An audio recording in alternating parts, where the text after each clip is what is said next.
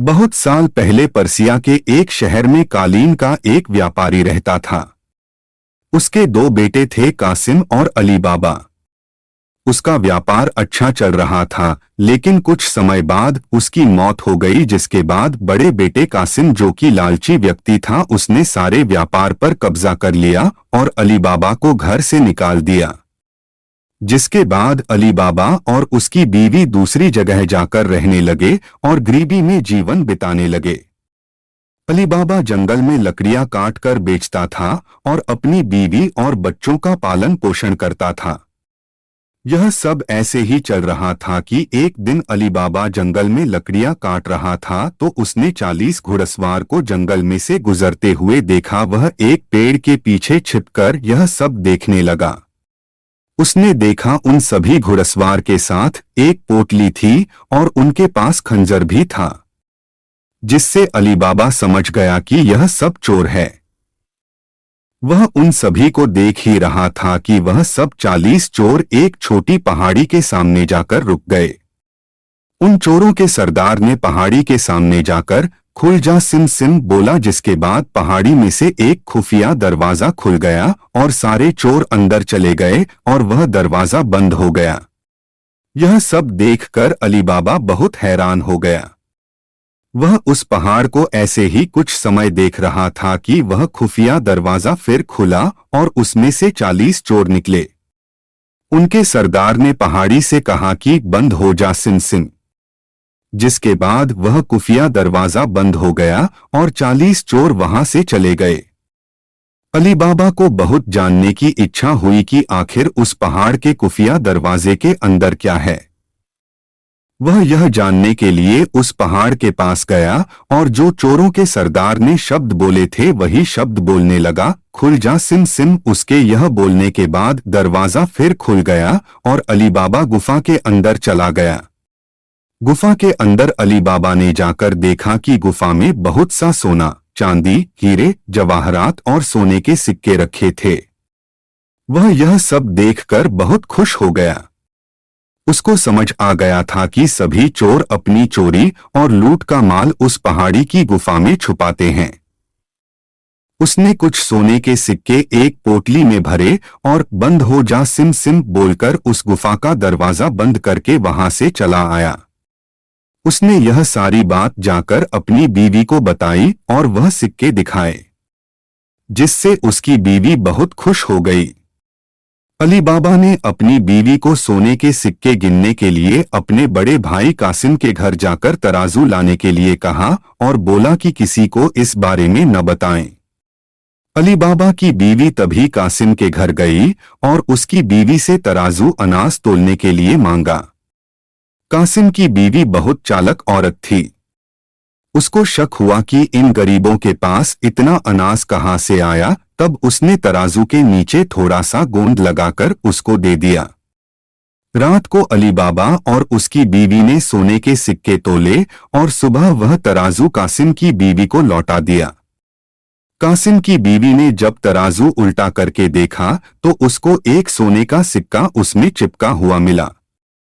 उसने यह बात अपने पति को बताई। यह बात सुनकर कासिम अपने भाई अली बाबा के पास गया और उसको सहानुभूति दिखाकर उससे सारा राज जान लिया। अली बाबा ने उसको सारी बात बताने के साथ दरवाजा खोलने के लिए खुफिया शब्द खुल जा सिम सिम भी बता दिए। कासिम यह सब जानकर अपने साथ कुछ खच्चर को लेकर उसी पहाड़ी के पास चला गया। उसने खुल जा सिम सिम बोला और दरवाजा खुल गया, जिसके बाद वह उसके अंदर चला गया।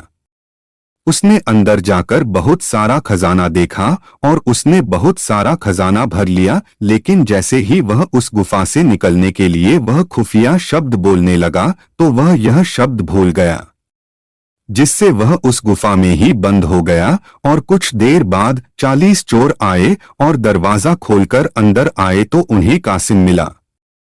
उनको पता चल चुका था कि वह उनका खजाना लेने आया है, तो उनने कासिम को मार दिया और उसकी लाश को वहीं छोड़कर चले गए। जब बहुत देर तक कासिम नहीं आया तो कासिम की बीवी अली बाबा के घर गई और सारी बात बताई।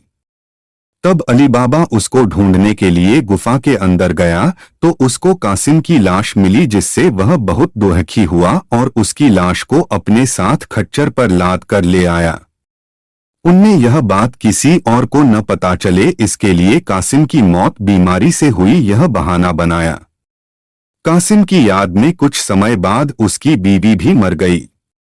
जब 40 चोर गुफा में लौटे तो वहां पर कासिम की लाश को वहां पर न देखकर यह समझ गए कि इस गुफा के बारे में किसी और को भी पता चल चुका है।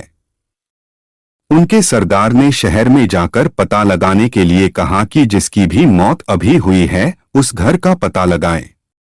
जिसके बाद एक चोर ने शहर जाकर पता किया तो उसको अली बाबा के घर के बारे में पता चला, जिससे वह उस घर के दरवाजे पर एक क्रॉस का निशान बनाकर चला गया, जिससे सुबह उस घर की पहचान करके उस घर के सभी सदस्यों को मार सके।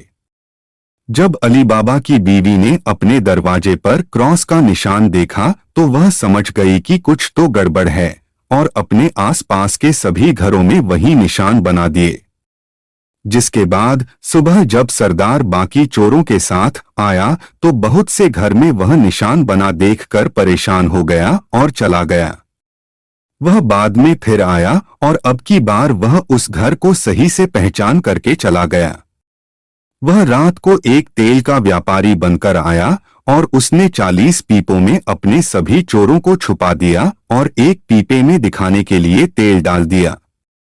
वह इन सब पीपों को खच्चर पर लाद कर अली बाबा के घर चला गया।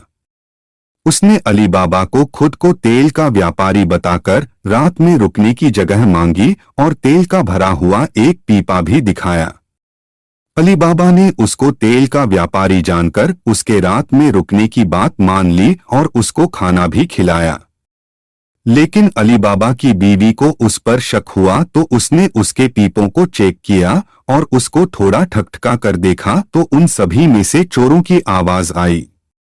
तब अली बाबा की बीवी ने तेल का भरा हुआ पीपे में से तेल लिया और उसको अच्छे से गर्म करके उन सभी 40 चोर वाले पीपों में डाल दिया, जिससे उन सभी चोरों की मौत हो गई। जब उनके सरदार ने रात में आकर अपने चोरों को बाहर निकलने की आवाज दी तो कोई आवाज नहीं आई, जिससे उसने पीपा खोलकर देखा तो सब चोर मरे हुए थे। यह देखकर वह बहुत डर गया कि अली बाबा उसको भी न मार डाले। इसी डर के मारे वह वहां से भाग गया और बहुत दूर चला गया।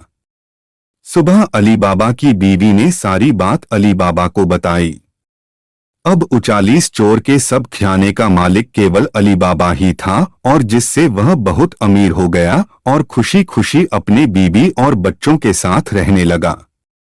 इस कहानी से हमें यह सीख मिलती है कि हमें कभी भी लालच नहीं करना चाहिए। जिस तरह कासिम एक लालची व्यक्ति था जिसने अपने भाई से व्यापार छीन लिया और खजाने के बारे में पता चलने पर अकेला ही सारा खजाना लेने चला गया। अगर आपको यह वीडियो अच्छी लगी हो तो इस वीडियो को लाइक, शेयर और कमेंट करना मत भूले। अगर आपने हमारे चैनल मडार मल्टीमीडिया को अभी तक सब्सक्राइब नहीं किया है तो अभी सब्सक्राइब का बटन दबाकर बेल नोटिफिकेशन ऑन कर दे ताकि हमारी आने वाली नई वीडियोस आप मिस ना कर सके। धन्यवाद।